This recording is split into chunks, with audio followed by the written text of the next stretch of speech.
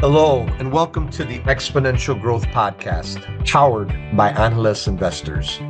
I'm your host, David Olivencia, co-founder of Analyst Investors, and a passionate advocate for leveraging innovation and technology to drive success. In this podcast, we'll dive into the strategies that top leaders, investors, and entrepreneurs are using to navigate and thrive in this era of accelerating technological change. Whether you're looking to lead more effectively, make smarter investments, or understand how to harness disruptive technologies for exponential growth, this podcast is for you. Each episode will feature conversations with visionary thinkers, industry pioneers, and innovative leaders who are redefining what's possible in today's rapidly evolving world. So if you're ready to start and stay ahead of this curve, let's get started. This is Exponential Growth. All right, everyone. Well, hey, welcome to another edition of the Exponential Growth Podcast. Special day. Colombia is playing Switzerland. So if you're watching this on video, I'm sporting a nice yellow Colombian jersey in honor of my wife and my many Colombian friends. My co-general partner, Della Cepeda, who's from Colombia as well. So we'll see who wins. The game's kicking off here in a little bit. But today we have a return guest, somebody I've known probably 20 years or so.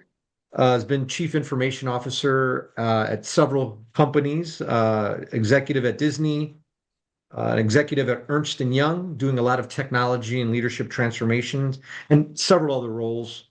He's a partner now at CXO Partners, global perspective. Welcome back to the podcast, Alex Mainetto. Thank you, David. Great to be here. All right, excellent. Well, hey, and then for those who want a little bit more on Alex, we chopped it up maybe 2 months or so ago on this podcast, talking about Elon Musk and a lot of trying to tie together all his system of investments and assets and how they're all working together. And obviously, this was before the SpaceX IPO, and this is actually it was kind of right before, data center-ish.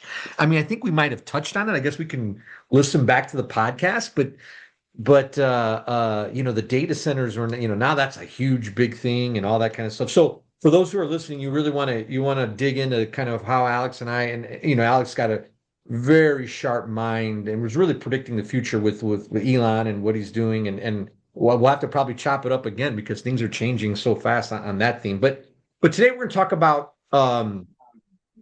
something a little bit. You've really been thinking about AI, how it becomes infrastructure, how we govern it, how it controls us, how we control it, governance around it, the risks, and you've kind of taken all these different things and kind of modeled out how this stuff how AI is gonna more and more control a bit of our infrastructure. We see a little bit of it now, but I don't think people totally appreciate what's coming. So, Alex, just walk our listeners through the journey of what you saw, and then you said, you know what, I'm seeing this, I got to write this paper. Just kind of give us the context, and then we'll jump into more details on the paper. Sure, happy to do that. So, welcome everybody, and David, again, thank you for having me here. I promised Yesenia that I will never pick a game when Colombia is playing again. So we'll never pick a time where to do a podcast. So bad timing on my part. But again, thank you for having me here. I wrote this white paper called The Last Override and Why Human Authority Has an Expiration Date and How Do We Extend It? And the paper really centers around the fact that, the core idea is fairly simple, but it's going to make some people uncomfortable. I think that the whole topic around AI and what could happen if we don't govern it correctly makes people in general uncomfortable because there are some consequences to it, right? But what I'm saying, wait. So uncomfortable. Wait. Okay, let's go there. How are they going to be uncomfortable? So one is because it's an unknown, right? So nobody can sort of right now tell you exactly what's going to happen. There's probably three camps. The ones that are super optimistic about it and don't really care about what happens too much. On the other side, you have people that are super conservative and they want to regulate everything. And then you have folks in the middle. And I think I consider myself someone who's always been in the middle, trying to sort of, you know, I'm a promoter of AI, trying to make sure that we utilize AI effectively, but also being aware of what could really go wrong when things go wrong. And so therefore, I say the biggest AI risk that we have right now isn't that a machine is going to go rogue, but that AI is going to become infrastructure. Think about electricity, think about GPS for a second. What would happen if those things wouldn't exist anymore, right? Um, right now, AI is running power grids, is running financial transactions, is running, decisions at hospitals, courtrooms, etc. You name it, is running the military, weaponry. And we're reaching a point where turning this thing off, if you think you could turn it off, because by the way, that there is no such a thing as a kill switch for this thing. Or maybe Would there's a kill switch in the US, but maybe China keeps moving it, right? And it's so you also have a kind of a yeah. global dynamic here. Like, all right, but if China keeps improving theirs, and it might go, who knows, right? But you also have this global thing there too, right? Yeah, there is no one kill switch even in the US either. And so you have this thing that is so spread out across dozens and dozens of institutions and, from data centers to cloud infrastructure to the LLM providers, that there is no one. And so what we do is just like today, the power grid is so distributed right across the board. But it's essentially that same analogy, right? So the damage that it would cause for turning it off, it is more damage. It's sort of leaving it on than turning it off, and that's a little bit of what this paper is. It's about, right? The second component of what the paper also brings to bear is the fact that that moment of when on how this is going to arrive and how we're going to get there, it's not going to be with a warning. It's going to come very comfortably because it's going to come one optimization at a time. The way that actually technology develops, right? One convenience at a time until when pulling the plug becomes really, unthinkable, right? So, and not because anyone is going to basically say that, AI took control of it, but because we gave AI so much control over that stuff, and we sort of forgotten how to take that stuff back. And I call that concept the quiet surrender. And it may be probably, from as far as I'm concerned, the biggest governance risk that we face today. I thought you might call it like the boiling the frog. But the quiet surrender, yeah, it kind of will come around us. Yeah, and there was, you mentioned the GPS, think about that, right? I mean, what is this, how we use that? And you talked about the groups of people, right? You kind of called it the optimists, the in the middle, the pessimists. There was another kind of group that I think is going to become more prevalent. I don't want to, I guess it might be like, call it the anti/anarchists around this, right? These are the people that see this as a big human threat. And these are the ones that I think, didn't they go to the CEO of OpenAI's home, and they're gonna stand in front of um the offices of some of these major AI players. So I kind of see that as a and I'm like I'm not like for or against any, and I can, like, what is it, empathize. Like, I can see kind of where their heads are at. I tend to be I tend to be more on the optimistic side and positive side, but I realize that there are those kind of four. Well, I think you had three, but I'm maybe at potentially for your next version. I don't know. I think four, but I don't know. What are your thoughts there? So I think that there's always going to be radicalism around technology on both ends, right? On the I love this thing and nobody's going to convince me otherwise, and I'm gonna put my life on in the middle because I believe so much about this, and this happened with social media, um, and also folks that are completely on the opposite side. So there's probably even five Yeah, yeah, camps. fair, fair, fair, Um, fair, fair. Yeah, yeah, yeah. and and those against AI, I did see that. And the reason why I picked to be in the middle is because of it's probably goes along with why I ended up writing this paper. So the first thing is that I'm what I would describe as I'm a person that is inside the system building some of these products through CXO Partners, through my role at Cyan One as the CEO of that AI consulting company. I advise boards on these things and executives all the time, and so I'm inside watching sort of what happens. The second reason of why I ended up writing this is and it sort of crystallized this thing is when the Pentagon basically blacklisted Anthropic, Love that. the first time, and it was because it sort of Anthropic refused to remove safety guardrails from this thing, and and just so listen to this, right? So a tool so critical is being removed because it's refusing to remove guardrails, right? Not to put more, but to sort of remove them. And so if you think about that for a second, um, a government is using sort of that leverage to demand fewer safeguards, not more. And this is not a hypothetical scenario, right? So that's already happened. The opposite just happened a few weeks ago, right? But there is a whole new conversation when Fable 5 was pulled back from Anthropic because of some issues that we can get into more detail later. But now you have these two extremes, right?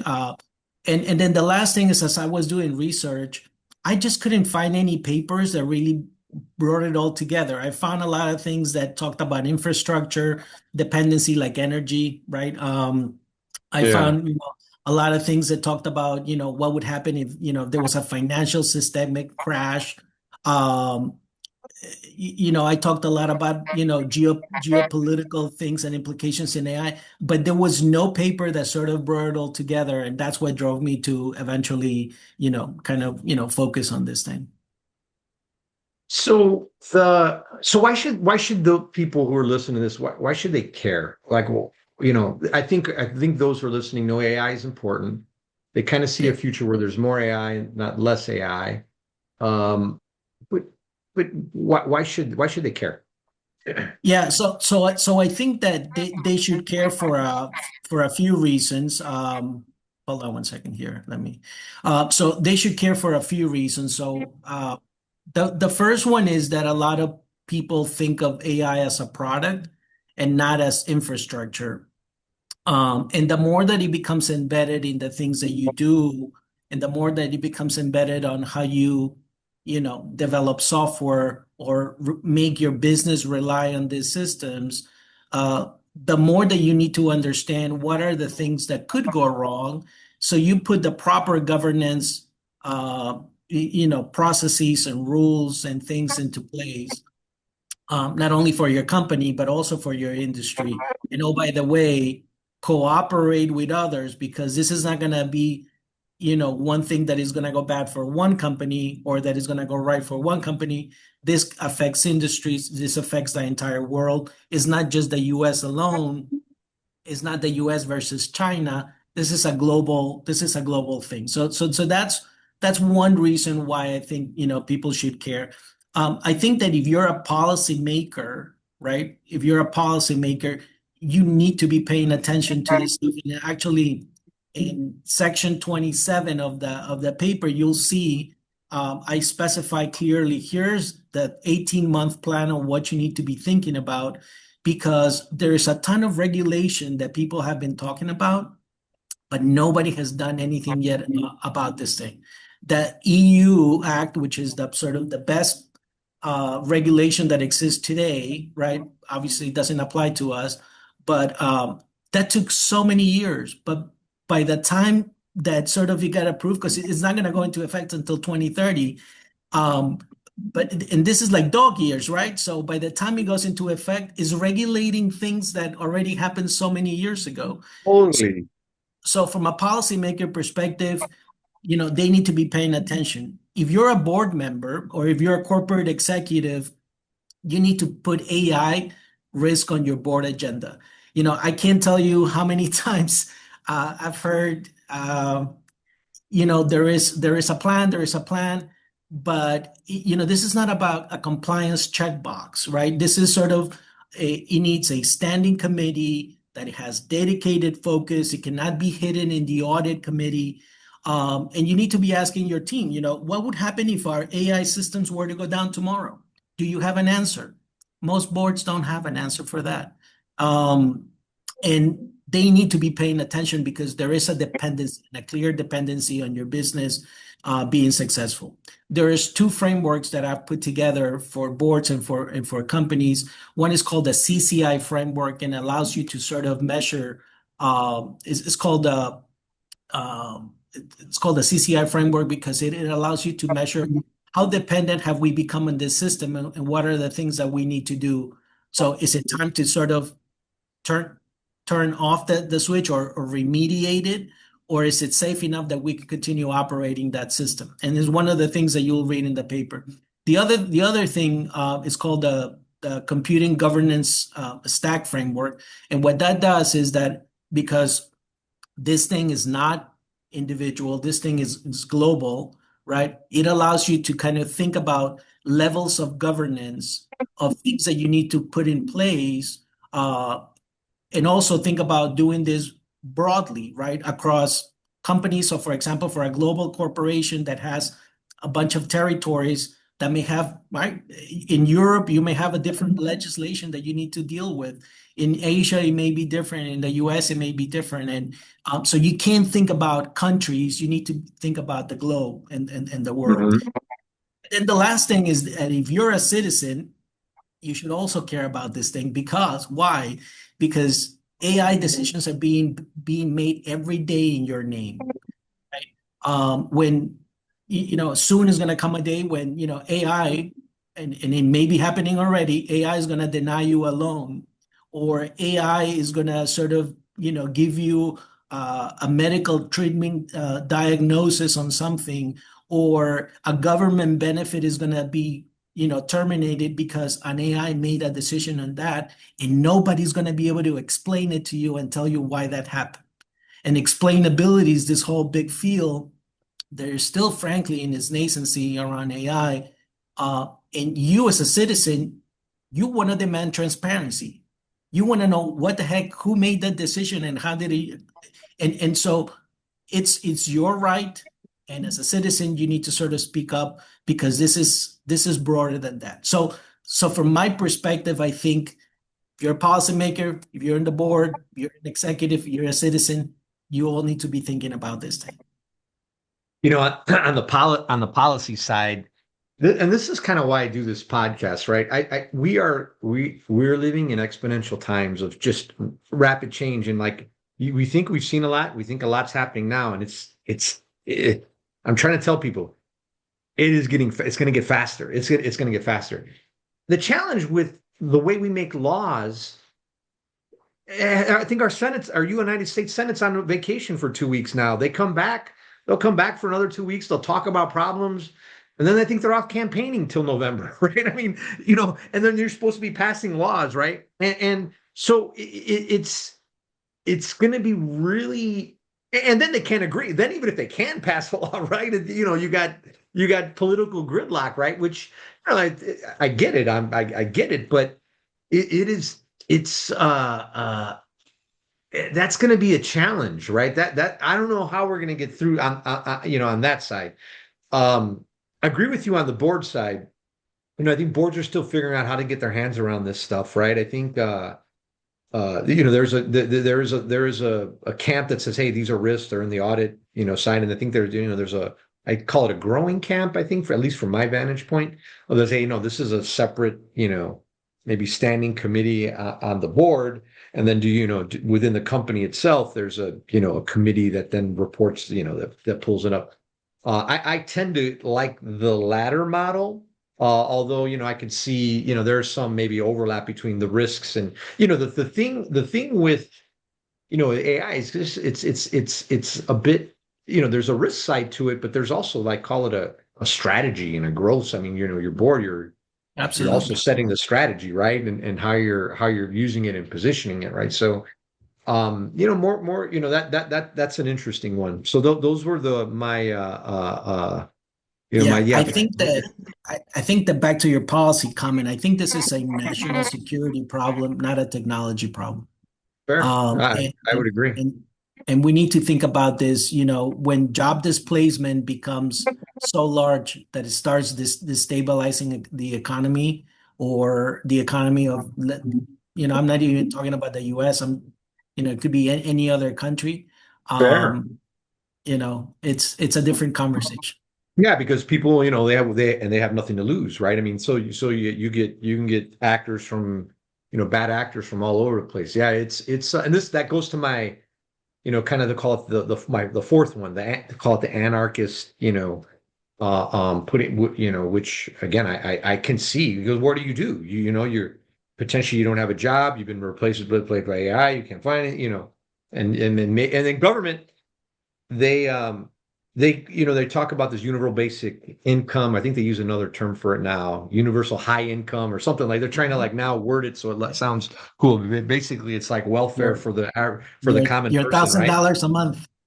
Yeah, whatever, Right. enough where you can live. Although there's a thought where, like, hey, there's enough, the price of things go down enough where you have enough where you can live, and yet. So, interesting times, and I think people need to just, obviously read your paper and get a perspective on it, but in the background, know that this is like a multifaceted problem. And you talked about, like, the boards or politics, about what about, like, my grandfather in Puerto Rico? What about family members that you might have in Peru? What about, the single mom on the south side of Chicago? Like, what does this mean to them? Why should they care? What are your thoughts there? Yeah, yeah. So I go back to what I mentioned, a few minutes ago, that as things sort of become so ingrained in terms of AI, and as AI becomes infrastructure. So one is, you just expect it to be there, right? Just like you would expect water or electricity or GPS. Have you tried? And it's a great experiment that I did with a friend of mine. But I took away his phone and I told him, get to a certain place, and you cannot ask me for directions. And that person didn't last more than 30 seconds, and they couldn't get out of, basically, a few blocks off their community, because they just couldn't get around. So there is so much dependency on this thing, and right now is just starting, and it's not palpable yet, but in a few years it will be. Um, and so that's one thing, that one is, you just expect it to be there. Um, Today AI acts as a, and some people don't like when I say this, but it acts as a therapist. It acts as your doctor. It acts as your confidant. It acts as your, whatever. When something like that is gone, and a lot of people don't talk about these things, people feel the consequences of that, right? Um, Two is that when things like what I mentioned a minute ago, when your mortgages start, being denied, and the loan for your car doesn't get approved, or whatever the case may be, things that happen every day, right? That where a human is making that decision today, but more and more an AI is going to be making that decision. You don't get the job that you wanted, as simple as that job may be. People are going to start feeling those repercussions. So that's probably a couple of things. Three is Hmm. the most common thing on why somebody let's say abroad, would feel it or should care is that this AI job displacement is going to continue. And you need to retrain and you need to reskill. And we talked about this the last time that we were in the podcast, in the show, about the sort of complacency in a way of a lot of things, because they're saying, well, I don't care, this is not going to impact me or affect me. And it's happening every day. And until it doesn't happen to them directly, imagine the day that now AI starts displacing government workers, where before, that would have been unthinkable, right? The day that a robot sort of start displacement, postal workers, because do you really need a postal worker anymore to go deliver that mail? Or, you don't, right? But talk about the societal impact when, thousands and hundreds of thousands of people that work for the government, as the government, becomes more efficient, or decides to sort of, focus on operating more like a corporation in some respect, right? Yeah. Things are not going to be very conducive to those people that never got retrained, that never really understood the technology. So I think it has vast implications to everybody. It doesn't matter what level you're at. It doesn't matter where you live. And it frankly doesn't matter what age you're in. You could be a teenager or a 70-year-old person, and it's going to impact you in some way or another. Yeah, it's I had the Colombian jersey on, and I don't know, I was in Colombia, I don't know, with my wife 4 or 5 months ago, and I looked at and I was walking to like a mall, and I saw a line of like 80 taxis just waiting in line. And I looked at some of those, and I think some of those people were waiting in line for like 40 minutes, right? And I'm going in my mind, I'm going, man, it's just a matter of time. It's not if, it's just when. Exactly. Robotax, that's just one example, right? And then you got robots and all this kind of stuff. So like, and there in Colombia there must be hundreds of thousands of taxi drivers, like hundreds of. I think just in Medellin alone, I think there's hundreds of thousands a little bit. But And don't count it as 80 people displaced, count it as 80 families being impacted, right? And yeah, fair. so it's 80 times 5.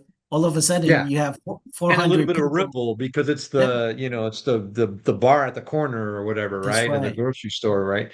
So that was one. And the other thing was government, right? So government, they work a little bit slow, but what will happen is, people will move with their feet, right? I mean, if you're because you should hopefully, if you're more efficient, you might drive your taxes down, and then people, and if you're not efficient, their taxes up. Then, well, why am I going here? And people just move with your feet, and you're seeing that right now, across America, right?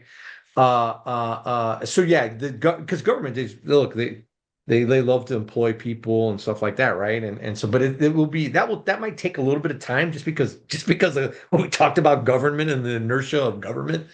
But there's a lot of that stuff can be a lot of the stuff that government. I remember I was working, I was doing some work for uh the state of, I won't mention the state, but it was one state in the Midwest, and it was unemployment insurance, or not, no, it was oh, yeah, I guess you got to get you go when you're unemployed, you get the state gives you some unemployment and stuff like that. Well, they had a call, like, when you call in, like 90% of the calls ask the same question: what's the status on my check? Right? And they have teams of, like, and they wait 20 minutes on the thing trying to just answer that simple question, right? It's like painful, right? And then if they get, and then like the next set of questions, it's like all the same thing, right? It's like 90% of the questions are like, or 10% of the question, like 5 questions that are asked 90% of the time. And all that stuff can be automated. My last point, I'll shut up, is that they found, Verizon, the customer service agents, they put out that the customers liked the AI customer service representatives more than they like the humans. So can you imagine now? Somebody picks the phone. Hey, I'm David. Can I help you? Hey, are you AI? No, I'm human. Oh man, pass me to the AI. Yeah, it's like, for Spanish, Shit. press one. For AI, press three. I will always press three going forward, I tell you. Exactly. Three, three, three. You're even hear all three. It becomes the Yeah. default option, right? And maybe four is for a Spanish AI. Press Spanish four. AI. Yeah. Oh man. Well, Yeah. Alex, what's so okay? So paper's out. Where do people get the paper? I will publish a link. There is already, if you just go to Google, you'll find it. It's called The Over the Last over the Override. Oh, the last override. Okay, so go to Yep. Google, And last override. And then yeah. what's kind of what's next then, right? Okay, you put this paper out there. Are you taking input? Yeah, I'm sure you're speaking on it. I know you're talking with boards and companies on it. Kind of what's next for this? Yeah, so I've started a dual path, kind of work stream scenario. One is I've talked to a couple of different uh, think tanks, right? That are focused in government. So I've had a couple of very interesting discussions with them. They like what what the paper sort of entails. The difficult part is taking action on it because there is, and I've tried to sort of spell it out very clearly what needs to be done. So that's kind of one work stream that I'm going through. The second one is I've had a couple of discussions with board members and their boards around the implications of this, and a couple of CEOs. They all have given me very positive, encouraging feedback about this, and they are much more open to what can we do as a corporation in order to sort of take some action. And so I'm getting much more reception from that than from the couple of think tanks that I've had discussions. But what I want to sort of what I've told both groups is this thing doesn't happen by sort of just corporate working on their own and government working on their own. This really needs cooperation and collaboration from all fronts. So I think next step is I've been trying to put together sort of the next level of tools around this so people can actually run through an exercise and make some practical decisions and sort of that's probably version two of this thing, so the tools that people can start using, that's the next thing. And I don't know what else will come from this, but I think I'm just trying to sort of make the message loud and clear that we need to pay attention, and it's across the board, right? It's at the government, it's in the corporation, and it's for citizens as well. Yeah, no, so very admirable, Alex, the work you're doing in the space for listeners out there. Yeah, download the paper. You can follow. They can follow you on LinkedIn. What's your Yes. handle there on LinkedIn? Uh, it's a Mainetto basically. So LinkedIn, a Mainetto or Alejandro Mainetto in LinkedIn. So Yeah, so connect with Alex, and yeah, we'll have Alex. Maybe maybe in a couple months. I think it'll be, if not sooner, right? Maybe to chop it up on kind of the next kind of more data points on this one, and then also a bit of Elon Musk and kind of what's kind of happening there. It's a lot of interesting stuff. Anything else you want to share before we drop? I hope Colombia wins.